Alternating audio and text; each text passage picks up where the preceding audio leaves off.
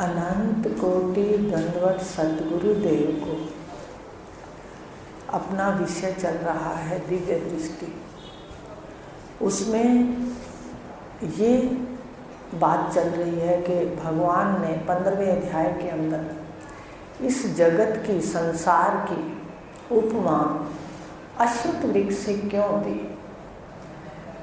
तो अश्वत्थ वृक्ष की जगत से समानता है, ये चल रहा है। आज तीसरी समानता पढ़नी, 2 पढ़ चुके कि तीसरी समानता इस अश्वत्थ वृक्ष की और जगत से क्या है। वो है अश्वत्थ वृक्ष की आयु अन्य वृक्षों से लंबी होती है। अश्वत्थ वृक्ष है ना, इसकी आयु लंबी होती है। ये बहुत ही देर तक, जिसको कहते हैं, नष्ट नहीं होता। इसकी आयु का अनुमान लगाएं तो कहा जाता है, अभी हम सब चले थे, कुछ बहनें चली थी, साल तो बहुत हो गए। अनुमान लगाया जाता है कि राजा परीक्षित को जब शमीक ऋषि के पुत्र श्रृंगी ऋषि ने श्राप दिया था श्रृंगी ऋषि ने कि 1 सप्ताह में तुम तक्षक सर्प के काटने से मृत्यु को प्राप्त होगे। उन्होंने उनको श्राप दिया था। राजा ने अपमान किया था ऋषि का, तो उनके पुत्र ने देखा अपमान करने समाधिस्थ ऋषि का, तो उन्होंने श्राप दे दिया कि 7 दिन के अंदर तेरी मृत्यु होगी, और वो भी तक्षक सर्प के काटने से। तो राजा परीक्षित ने वेद व्यास जी के पुत्र शुकदेव जी से मोक्ष के लिए श्रीमद् भागवत पुराण की कथा सुनी थी। बताया था ना थोड़े दिन पहले कि भाई कर्म में मोक्ष कैसा है। भोग सहित योग, भगवान कृष्ण कर्म से मोक्ष की ओर ले जाने वाला ग्रंथ है, और सीधा मोक्ष के लिए ग्रंथ तो श्रीमद् भागवत पुराण शुकदेव जी द्वारा दी गई है, जो सुनाई गई परीक्षित को। यह कथा का स्थान गंगा का किनारा था, पढ़ा है ना उसमें श्रीमद् भागवत पुराण में। और एक पीपल के वृक्ष के नीचे बैठकर श्री शुकदेव जी ने महाराज को कथा सुनाई थी। और वो पीपल, ऐसा कहा जाता है कि शुक्रताल में वही पीपल का वृक्ष है। अब उसको शुक्रताल कहते हैं, ठीक है, जहाँ अपने चले थे वहाँ गंगा का किनारा। ऐसे आनंद तो संतों के यहाँ बहुत है, जाते हैं तो मन बहुत आनंदित हो जाता है। तो वहाँ उनकी गुफाएं भी देखी थी, और उस पीपल के पेड़ के नीचे भी बैठे, जहाँ कहते हैं राजा परीक्षित बैठे थे। और वो इतनी शाखाएं उसमें से निकल रही थी, और इतना पेड़ बड़ा और विस्तार से युक्त, और उससे कितने पेड़ आगे निकले हुए थे। ऐसा वो पेड़ है, विशाल काया को लिए हुए। तो कहा जाता है अनेक जड़ों समेटे हुए है। कहने का भाव है कि महाभारत काल के राजा परीक्षित और उन्हीं के काल का पीपल का पेड़ जहाँ भागवत की कथा हुई, वो आज भी शुक्रताल में उपस्थित है। शुक्रताल कहते हैं उसको, वहाँ उपस्थित है आज भी। जहाँ कथा का समागम हुआ वह स्थान शुकताल के नाम से प्रसिद्ध हुआ, पर शब्द थोड़ा पीढ़ियों ने आते आते बदलकर शुक्रताल कर दिया। बदल गया ना। वैसे वो शुकताल था, शुकदेव जी का स्थान था, उन्हीं के नाम से वहाँ बैठे थे, पर वो आगे आगे जैसे बदला भाषा, तो उसमें शुक्रताल हो गया। ये वही शुकताल है जो शुक्रताल कहलाया जाता है। तो जीव की प्रवृत्ति का कर्म वृक्ष भी अश्वत्थ वृक्ष की तरह लंबी आयु समेटे है। देखो, जो कर्म का वृक्ष है अपना, आरती में भी लिखा है पहली लाइन में, कर्म वृक्ष का मूल है माया, हे गीता ये तुझसे जाना, तेरे से जाना हमने सतगुरु की कृपा से। तो जो कर्म का वृक्ष है ये भी ऐसा ही है, इसमें भी वासनाओं की आयु बहुत लंबी है। देखो, कर्म तो जैसे ही कर्म करेंगे हम, चाहे शुभ कर्म करें, चाहे पाठ पूजा का कर्म करें, वहाँ पर दोनों कर्म रहते हैं। ये स्वयं ऋषि जैमिनी के ने जो कर्म के प्रतिपादन करने वाले हैं उन्होंने भी लिखा है। भाषा का अंतर हो सकता है, अपने स्पष्ट कह रहे हैं। उन्होंने भी लिखा है दोनों फल मिलते हैं। तो दोनों फल का मतलब क्या है कि भाई कर्म में दोनों है। पर कर्म का उपनिषद में भी लिखा है कर्म नाशे सदा शिवा। कर्म को नाश करने का प्रयत्न कर ले, तू सदा शिव है, ये उपनिषद में लिखा। तो कर्म का नाश कैसे होता है?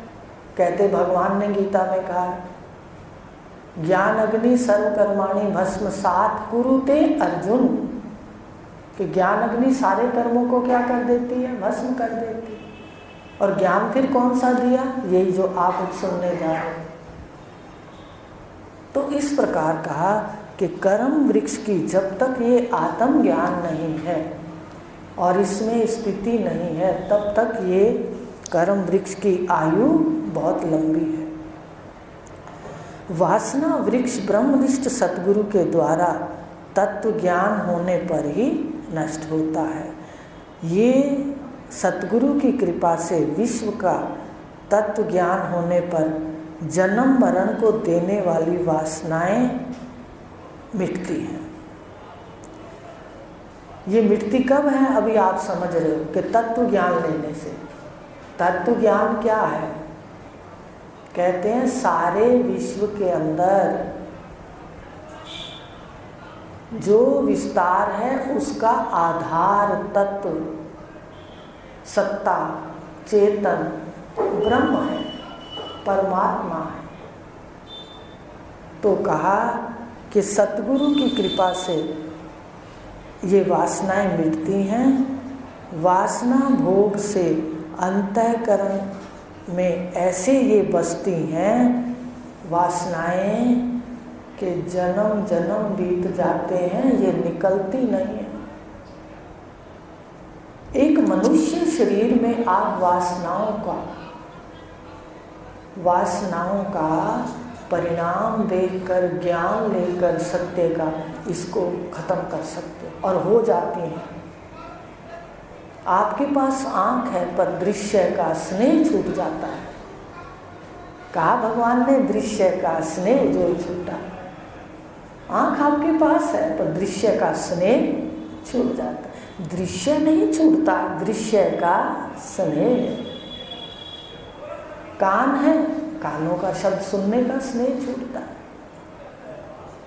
श्रवण का नहीं। जो परिवार में हम शब्दों में चाहते हैं कि कोई हमें अच्छा कहे, अच्छा कहलाने के लिए बहुत कुछ किया पर किसी ने आज तक अच्छा नहीं कहा। समझ रहे हो? एक दिन अच्छा कहा तो 4 दिन बाद कोई ना कोई फिर विपरीत बात हुई तो है सत्य। इसलिए विवेक साधक की पहली सीढ़ी है, वो कहीं ना फंसे। कान रहते हैं शब्द मोह छूट जाता है, नेत्र रहते हैं दृश्य का स्नेह छूट जाता है, जिह्वा रहती है पर रस का स्नेह छूट जाता है, नासिका रहती है पर गंध के स्नेह में नहीं फंसता, त्वचा होती है पर स्पर्श का स्नेह छूट जाता है। ये होता है। बाहर सब कुछ है पर अंदर से वासनाएं कट जाती हैं। तो ये कहा कि सिर्फ ये तत्व ज्ञान से ही वासनाएं छूटती हैं, नहीं तो जन्मों प्रयत्न कर लो ये वासनाएं नहीं छूटती। वासनाओं की लंबी आयु 73 पृष्ठ पर पढ़ रहे हैं, 73 70 73।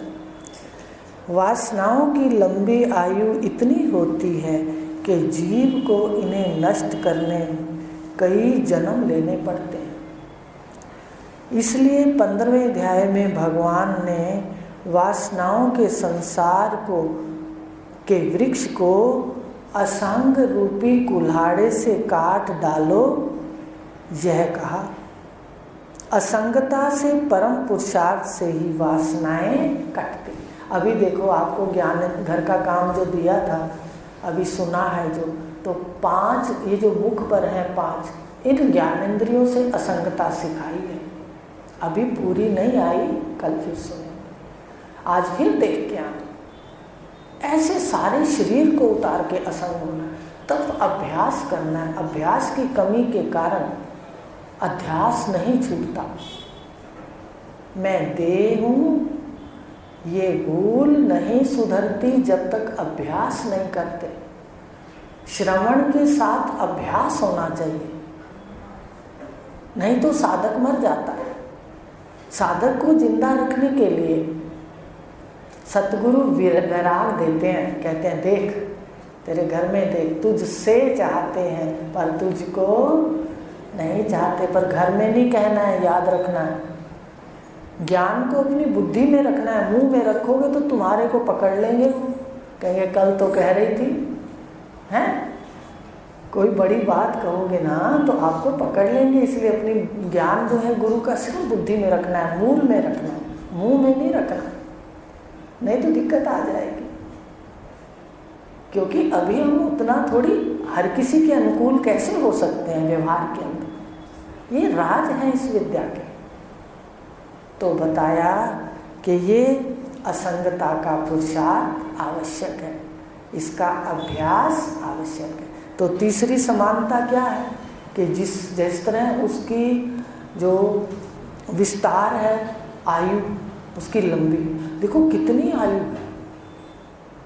और शास्त्रों में पढ़ा है कि जब तमोगुणी व्यक्ति, तमोगुणी समझते हो, जिसको सही नहीं दिखता, सही गलत नहीं दिखता, अंतःकरण काले रंग का होता है, उसको पता ही नहीं चलता मैंने क्या गलती की है क्या नहीं की। वो तमोगुणी, गहरा तमोगुणी है, अंतःकरण काला है।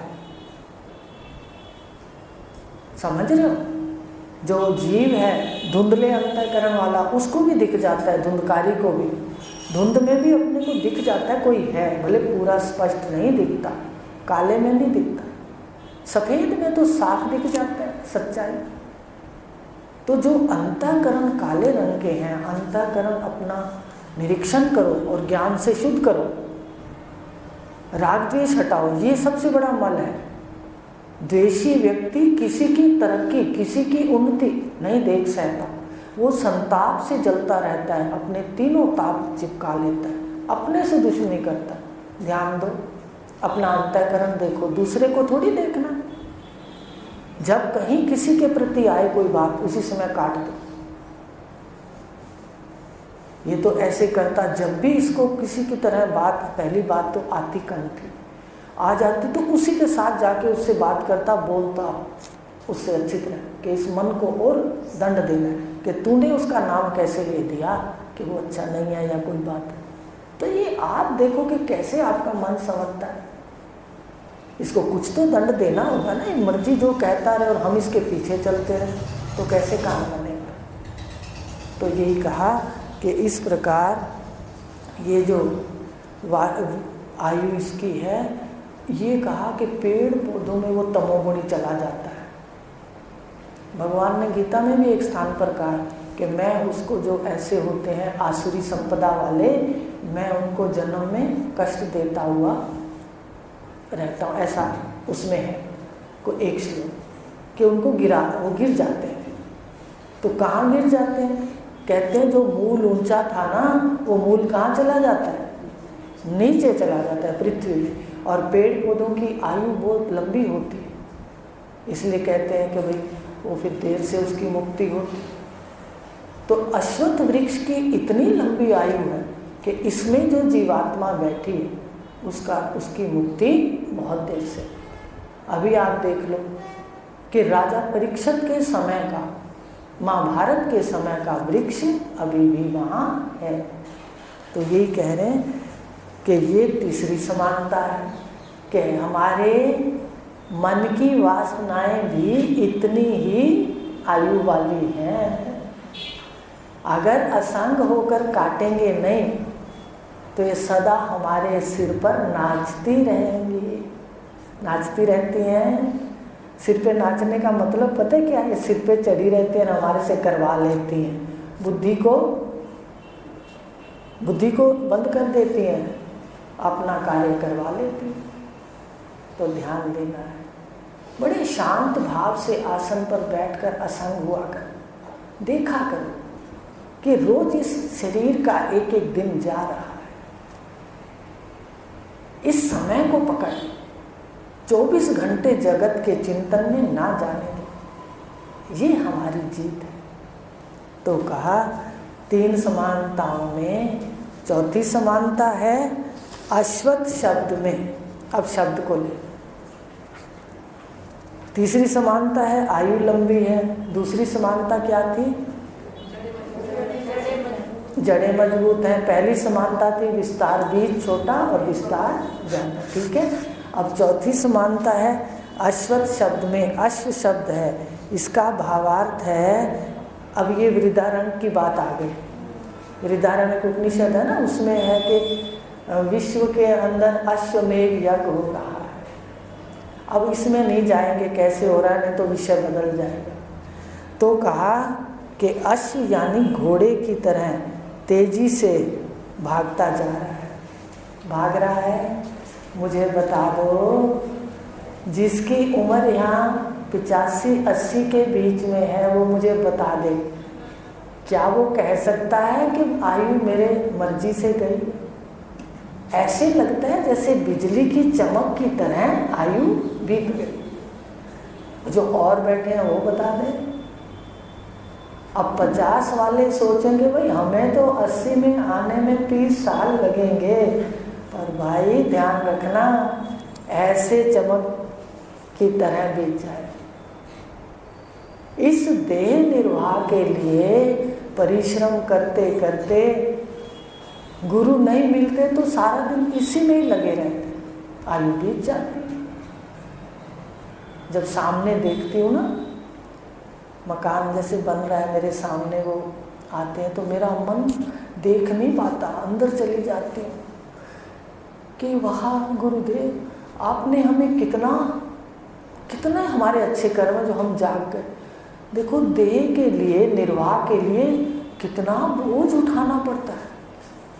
भले हम कर्म तो अपना अपना हर कोई करेगा, पर मन पर बड़ा प्रभाव पड़ता है कि भाई कैसी जगत है ये, अविद्या माया कैसी है ठगनी कि सारा दिन जीव को इधर लगाए रखती है शरीर के निर्वाह में, शरीर सेवा में। और वो भी शरीर का पालना आसान नहीं है। आसान है क्या? इसके लिए मकान बनाओ, इसके लिए बच्चे संतान पैदा करो, इसके लिए धन कमाओ, इसको सुबह शाम खाना दो, इसको 10 आराम की चीज़ें चाहिए, कपड़ा चाहिए, कितना काम है इसका, तब वैराग होगा। सतगुरु देव साधक को जिंदा रखने के लिए वैराग की बात करते हैं, समझ रहे हो? घर पे हम नहीं देख सकते, किताब पढ़ लेंगे बस, पर जब वैराग दिखेगा, वैराग होगा तो मन सदा खड़ा रहेगा। तो यही कह रहे हैं, चौथी समानता, जगत शरीर अश्व की तरह भाग रहे हैं। अश्व सामने से गुजरता है, उसकी इतनी तीव्र गति होती है कि हमें अच्छी तरह दिख भी नहीं पाता। घोड़े की रेस देखी है आपने? आपने देखा होगा हवा की तरह घोड़े लगते कि हवा में उड़ रहे, इतनी तेज उनकी वो गति है। ऐसे ही शरीरों की और ऐसे ही जगत की गति तेज है, अश्व की तरह। इसलिए भगवान ने अश्वत्थ वृक्ष को लिया। तो अश्व शब्द में बताया कि ये अश्व की तरह इतनी तेजी से बीत रहा है, जीव इसको अच्छी तरह समझ ही नहीं पाता। जीव बेचारा समझ ही नहीं पाता, इतने में जाने का समय आ जाता है, चलो चलो चलो, और फिर ये घबराता है ज्ञान में, फिर ये इधर उधर हाथ पैर मारता है। ज्ञान में तो फिर भी जो समर्पण है, भक्ति है या कर्म है जो वास्तव में उसमें समर्पित है, वो तो फिर भी परमात्मा का नाम लेते हैं। अज्ञानी तो बहुत घबराता है। तो इस प्रकार तीव्रता से ये जीवन बीत जाता है। कब बचपन आया चला गया, कब जवानी आई। पूछ लूँ मेरे बहनों भाइयों, बूढ़े बहन भाइयों, और जो बूढ़े हो जाते हैं, बाल सफ़ेद हो जाते हैं और अपने स्वरूप को नहीं जानते, तो उनको शास्त्रों में क्या कहा है? बूढ़े बच्चे। मतलब हैं तो बूढ़े पर वास्तव में क्या है? बच्चे हैं, मतलब बुद्धि विकसित नहीं है। तो कहा कि किस प्रकार शरीरों में बचपन गया, जवानी आई और कब बुढ़ापा आया और चला गया। यह शरीरों का बचपन, जवानी, बुढ़ापा इतनी शीघ्रता से हमारे सामने गुजर जाता है कि हम कुछ समझ भी नहीं पाते।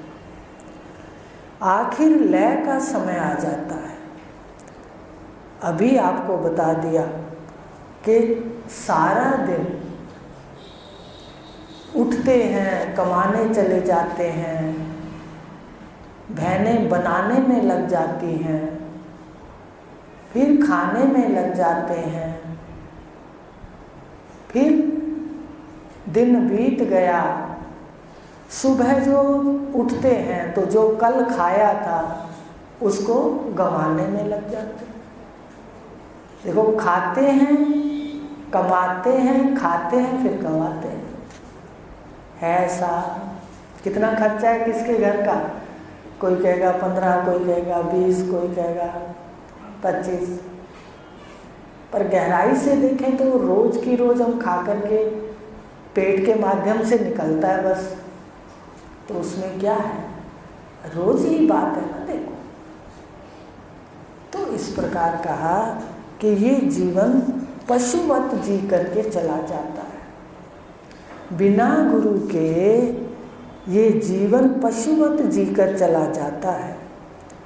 जबकि मन, बुद्धि, अहंकार इसको अपने आप को जानने के लिए मिले थे। ये जो इतनी सुंदर बुद्धि मिली है समझने वाली, जो बुद्धि पशु पक्षियों में नहीं है, इतनी बुद्धि विवेक वाली मिली है, ऐसा मन मिला है कि हम मोक्ष को भी प्राप्त कर सकते हैं मन बुद्धि के माध्यम से। अहंकार को हम शुद्ध करके शुद्ध अहंकार में जी सकते हैं। अब जो अहंकार में जीते हैं, ये अहंकार मलिन है, शरीर से मिला हुआ है, मन से मिला हुआ है। अहंकार में, शुद्ध अहंकार में जी सकते हैं।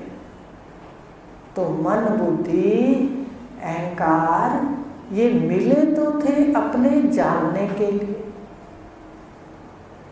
हमने सारे के सारे संसार की उसमें लगा दिए, इसी में लगा दिए, सारी समझ इसी में लगा दी। कैसे मकान बनाना है, कैसे उसमें डेकोरेशन करना है, कौन सी गाड़ी लेनी है, कौन से कपड़े पहनने हैं, कैसे डिज़ाइन सिलाने हैं। कहाँ लगा दी बुद्धि? मन कहाँ लगा दिया? हमने शुद्ध किया ही नहीं अहंकार को। बताया था, परसों भी बताया था कि अब जो दिया है आज उसका स्पष्ट बता देती हूँ कि उसका भी अहंकार ना आ जाए। पहली बात तो यहाँ नाम ही नहीं लिखा जाता, अहंकार आता ही नहीं। पंखे पे नाम लिखा हो तो जितने जैसे पंखा चलेगा, मैंने दिया, मैंने दिया, आते मन बोलेगा। अलमारी पे नाम लिखा है तो मन आते बोलेगा, करके देख लो। इसलिए नाम सब हटा दिए। यहाँ किसी का कोई नाम लिखा नहीं, चाहे किसी कोई लाखों दे दे, चाहे कोई 1 रुपया दे दे। पढ़ने आते हैं हम, अपने लिए यहाँ स्थान बनाते हैं। बताया था इन भावों से अहंकार को भी काट दो। कौन बैठता है इसमें? बाहर के आके थोड़ी बैठते हैं हम, पढ़ने वाले सारे बैठते हैं जिन्होंने पैसा दिया। पंखे कौन हवा खाता है? मान लो जितनी भी हवा आ रही है, जितनी भी रहने की व्यवस्था है, ये सारा हम अपने लिए कर रहे हैं। इसलिए अहंकार नहीं बनता मेरे बहन भाइयों, तब शुद्ध हो जाता है अहंकार। अगर कि अज्ञान हो तो कहते मैंने इतना दिया, मैंने इतना दिया। किसको दिया? समझ आ रही है? अपने आप को दिया।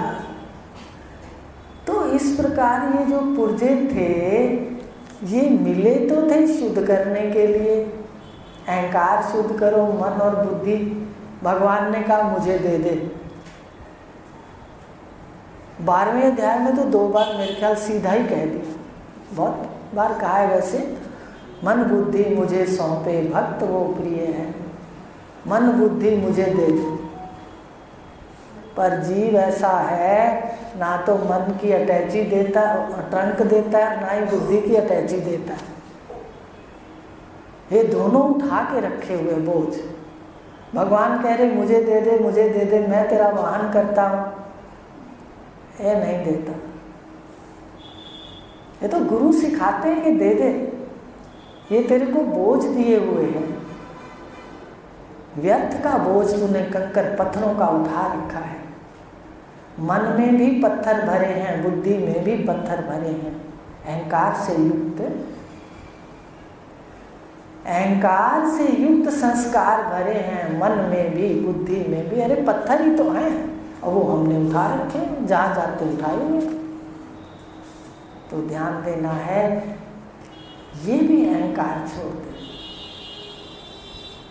जहाँ जहाँ लेन देन है और अच्छा हमारे से हो रहा है, तो भाग्य समझो कोई अच्छा कराने की प्रेरणा हो रही है, और हमारे इतने तन मन धन में से थोड़ा हम ईश्वर समष्टि के लिए हो रहा है।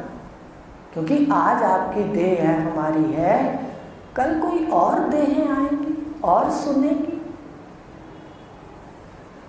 तो इस प्रकार कहा कि ये जो मन बुद्धि अहंकार है, मिले तो थे जानने के लिए, पर इसने इनको भी वासना के भोग में लगा दिए।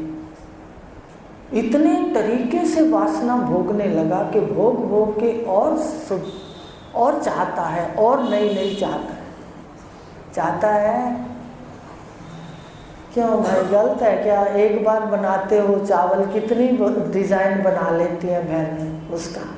एक दिन में थोड़ी सीखा है, क्या क्या बनाते हैं। भाई भी देख लो, कितने प्रकार के वहाँ पर, चाहे वो ऑफिस में हो, चाहे वो, कितने ज्ञान होता जाता है।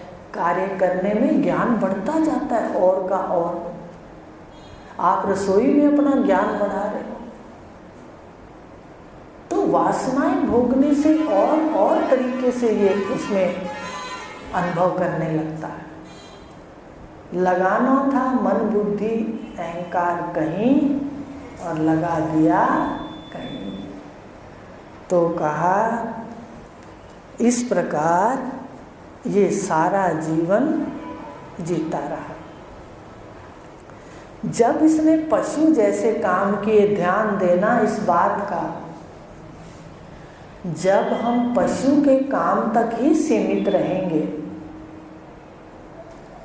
क्या करता है पशु? उठता है, चरने चला जाता है, वापिस आके फिर चरता है और खूंटे से बंध जाता है। संतान की उत्पत्ति भी होती है, वहां भी होती है, पशु में भी। इसी तरह मनुष्य भी सारा दिन अपने व्यवहार को करता है। रात को डबल बेड हो, सिंगल बेड हो, उसके साथ बंध के सो जाता है। सृष्टि की उत्पत्ति भी होती है। अगर यही हमारे जीवन के अंदर है, तो जीवन पशु सा है। इसलिए ईश्वर भी क्या करता है, वो कहता है इसको कितनी सुंदर मन बुद्धि अहंकार दिया, इसने पशु की तरह जीवन जिया, इसको पशु जीवन ही पसंद है, तो चलो दूसरा जन्म क्या दे दो इसको, अगला जन्म पशु का। अर्थात जो ऐसा जीवन जीता है उसका अगला जन्म पशु योनि के अंदर। ऐसे शास्त्रों में बहुत लिखा है कि मनुष्य योनि में कहाँ से आकर के सीधा कौन सी योनि से मनुष्य में आता है, तो ये सब योनियों में घूमता हुआ सीधा मनुष्य में भी आ सकता है, हर योनि में जाकर के, लेकिन गिरता है तो ये पशु पक्षी आदि योनि में चला जाता है।